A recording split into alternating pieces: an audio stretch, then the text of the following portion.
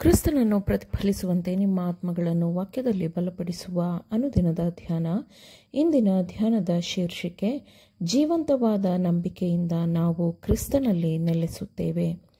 ಈ ದಿನದ ದೇವರ ವಾಕ್ಯ, ದೇವರ ಮಂದಿರಕ್ಕೂ ವಿಗ್ರಹಗಳಿಗೂ ಒಪ್ಪಿಗೆ ಏನು?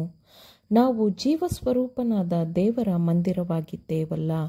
ಇದರ ಸಂಬಂಧವಾಗಿ ದೇವರು, ನಾನು ಅವರಲ್ಲಿ ವಾಸಿಸುತ್ತಾ ತಿರುಗಾಡುವೆನು, ನಾನು ಅವರಿಗೆ ದೇವರಾಗಿರುವೆನು, ಅವರು ನನಗೆ ಪ್ರಜೆಯಾಗಿರುವರು ಎಂದು ಹೇಳಿದ್ದಾನೆ. 2 ಕೊರಿಂಥದವರಿಗೆ 6ನೇ ಅಧ್ಯಾಯ 16ನೇ ವಚನ. ಜೀವಂತವಾದ ನಂಬಿಕೆಯಿಂದ ನಾವು ಕ್ರಿಸ್ತನಲ್ಲಿ ನೆಲೆಸಿರುತ್ತೇವೆ. ನಮ್ಮ ವೈಯಕ್ತಿಕ ನಂಬಿಕೆಯನ್ನು ಸ್ವೀಕರಿಸುವ ಮೂಲಕ ಆತನು, ಅಂದರೆ ಕ್ರಿಸ್ತನು, ನಮ್ಮ ಹೃದಯಗಳಲ್ಲಿ ನೆಲೆಸುತ್ತಾನೆ. ನಮಗೆ ದೈವಿಕ ಪ್ರಸನ್ನತೆಯ ಒಡನಾಟವಿರುವುದರಿಂದ ಆ ಪ್ರಸನ್ನತೆಯನ್ನು ನಾವು ಅರಿತುಕೊಳ್ಳುತ್ತಿದ್ದಂತೆ ನಮ್ಮ ಆಲೋಚನೆಗಳು ಯೇಸುಕ್ರಿಸ್ತನಲ್ಲಿ ಬಂಧಿತವಾಗಿರುತ್ತದೆ. ಈ ಒಡನಾಟದ ನಮ್ಮ ಗ್ರಹಿಕೆಯ ಪ್ರಕಟಣೆಯು ನಮ್ಮ ಆತ್ಮೀಕ ಅಭ್ಯಾಸಗಳಿಗೆ ಅನುಗುಣವಾಗಿರುತ್ತದೆ. ಈ ಮಾರ್ಗದಲ್ಲಿ ಹನೋಕನು ದೇವರೊಂದಿಗೆ ನಡೆದನು ಮತ್ತು ಕ್ರಿಸ್ತನು ನಮಗೆ ಏನಾಗಿದ್ದಾನೆ ಎಂಬುದನ್ನು ನಾವು ಪರಿಗಣಿಸಿದಾಗ, ವಿಮೋಚನೆಯ ಯೋಜನೆಯಲ್ಲಿ ಆತನು ನಮಗೋಸ್ಕರ ಏನನ್ನು ಮಾಡಿದ್ದಾನೆ ಎಂದು ನಾವು ಪರಿಗಣಿಸಿದಾಗ, ಕ್ರಿಸ್ತನು ನಂಬಿಕೆಯಿಂದ ನಮ್ಮ ಹೃದಯಗಳಲ್ಲಿ ವಾಸಿಸುತ್ತಾನೆ. ಆಗ ವೈಯಕ್ತಿಕವಾಗಿ ನಮಗೂ ನಮ್ಮ ಲೋಕಕ್ಕೂ ದೇವರು ನೀಡಿರುವ ಈ ಮಹಾ ಉಡುಗೊರೆಯ ಅರ್ಥವನ್ನು, ಉದ್ದೇಶವನ್ನು ಬೆಳೆಸುವಲ್ಲಿ, ಪಸರಿಸುವಲ್ಲಿ ನಾವು ಅತ್ಯಂತ ಸಂತೋಷಪಡುತ್ತೇವೆ.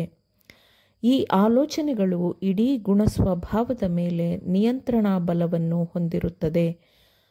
ನಿಮ್ಮ ಮನಸ್ಸಿನೊಂದಿಗೆ ಯಾವಾಗಲೂ ದೈವಿಕ ಜೊತೆಯು ಅಥವಾ ಪ್ರಸನ್ನತೆಯು ದೊರಕಲಿ ಎಂದು ನಿಮ್ಮ ಮನಸ್ಸು ಬಯಸಲಿ ಎಂದು ನಾನು ನಿಮ್ಮ ಮನಸ್ಸಿನ ಮೇಲೆ ಪ್ರಭಾವ ಬೀರಲು ಇಚ್ಛಿಸುತ್ತೇನೆ. ಕ್ರಿಸ್ತನ ಮೇಲೆ ಮನಸ್ಸು ನೆಲೆಸುತ್ತಿದ್ದಂತೆ ಗುಣಸ್ವಭಾವವು ದೈವಿಕ ಹೋಲಿಕೆಯ ಪ್ರಕಾರ ರೂಪಿಸಲ್ಪಡುತ್ತದೆ. ಆಗ ಆಲೋಚನೆಗಳು ಕ್ರಿಸ್ತನ ಒಳ್ಳೆಯತನ ಮತ್ತು ಕ್ರಿಸ್ತನ ಪ್ರೀತಿಯ ಭಾವನೆಯಿಂದ ತುಂಬಿರುತ್ತದೆ. ನಾವು ಆತನ ಗುಣಸ್ವಭಾವದ ಬಗ್ಗೆಯೇ ಯೋಚಿಸುತ್ತೇವೆ. ಹೀಗೆ ಆತನು ನಮ್ಮ ಎಲ್ಲ ಆಲೋಚನೆಗಳಲ್ಲಿಯೂ ಇರುತ್ತಾನೆ. ಆತನ ಪ್ರೀತಿಯು ನಮ್ಮನ್ನು ಆವರಿಸುತ್ತದೆ. ನಾವು ಒಂದೇ ಒಂದು ಕ್ಷಣ ಸೂರ್ಯನನ್ನು ಅದರ ಮಹಿಮೆಯಲ್ಲಿ ನೋಡಿ ನಮ್ಮ ಕಣ್ಣುಗಳನ್ನು ಬೇರೆಡೆಗೆ ತಿರುಗಿಸಿದಾಗ ಸೂರ್ಯನ ಪ್ರತಿರೂಪವು ನಾವು ನೋಡುವ ಎಲ್ಲದರಲ್ಲೂ ಕಾಣಿಸಿಕೊಳ್ಳುತ್ತದೆ. ಹಾಗೆಯೇ ನಾವು ಯೇಸುವನ್ನು ನೋಡಿದಾಗ ಹೀಗೆಯೇ ಆಗುತ್ತದೆ. ನಾವು ನೋಡುವ ಎಲ್ಲವೂ ಆತನ ಪ್ರತಿರೂಪವನ್ನು, ನೀತಿಯ ಸೂರ್ಯನನ್ನು ಪ್ರತಿಬಿಂಬಿಸುತ್ತದೆ. ನಾವು ಬೇರೇನನ್ನೂ ನೋಡಲು ಆಗುವುದಿಲ್ಲ ಅಥವಾ ಬೇರೆ ಯಾವುದರ ಬಗ್ಗೆಯೂ ಮಾತನಾಡಲು ಸಾಧ್ಯವಾಗುವುದಿಲ್ಲ. ಆತನ ಪ್ರತಿರೂಪವು ಆತ್ಮದ ಕಣ್ಣಿನ ಮೇಲೆ ಅಚ್ಚೊತ್ತಲ್ಪಟ್ಟಿರುತ್ತದೆ ಮತ್ತು ನಮ್ಮ ದೈನಂದಿನ ಜೀವನದ ಪ್ರತಿಯೊಂದು ಭಾಗದ ಮೇಲೆ ಅದು ಪರಿಣಾಮ ಬೀರುತ್ತದೆ. ನಮ್ಮ ಇಡೀ ಸ್ವಭಾವವನ್ನು ಮೃದುಗೊಳಿಸುತ್ತದೆ ಮತ್ತು ನಿಗ್ರಹಿಸುತ್ತದೆ. ಆತನನ್ನು ನೋಡುವ ಮೂಲಕ ನಾವು ದೈವಿಕ ಹೋಲಿಕೆಗೆ, ಕ್ರಿಸ್ತನ ಹೋಲಿಕೆಗೆ ಸರಿಯಾಗಿ ಇರುತ್ತೇವೆ.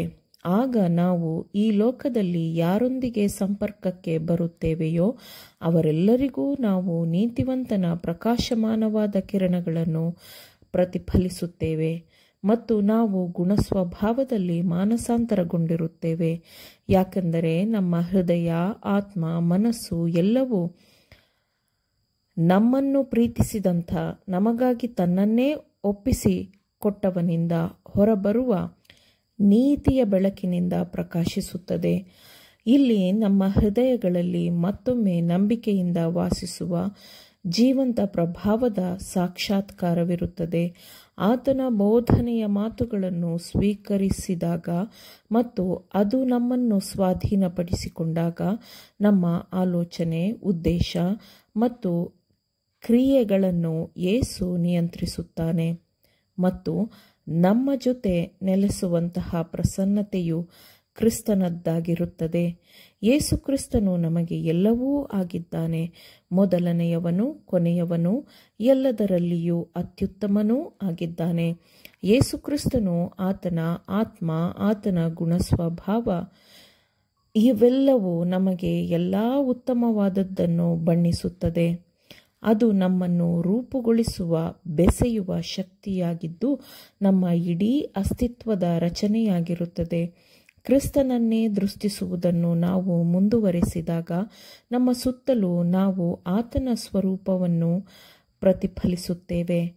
ಆಮೇನ್. ದೇವರ ವಾಕ್ಯಗಳನ್ನು ಶ್ರದ್ಧೆಯಿಂದ ಆಲಿಸುವವರು ಮಾತ್ರವೇ ಆಗಿರದೆ ಪಾಲಿಸುವವರೂ ಆಗಬೇಕೆಂದು ನಿಮ್ಮನ್ನು ಉತ್ತೇಜಿಸುತ್ತೇನೆ. ಪರಿಶುದ್ಧಾತ್ಮನ ಸಹಾಯದಿಂದ ಆಲಿಸಿದ ನಿಮ್ಮೆಲ್ಲರಿಗೂ ಧನ್ಯವಾದಗಳು. ಮತ್ತೆ ದೈನಂದಿನ ಧ್ಯಾನಕ್ಕಾಗಿ ನಾಳೆ ಸಂಧಿಸೋಣ. ಆಮೇನ್.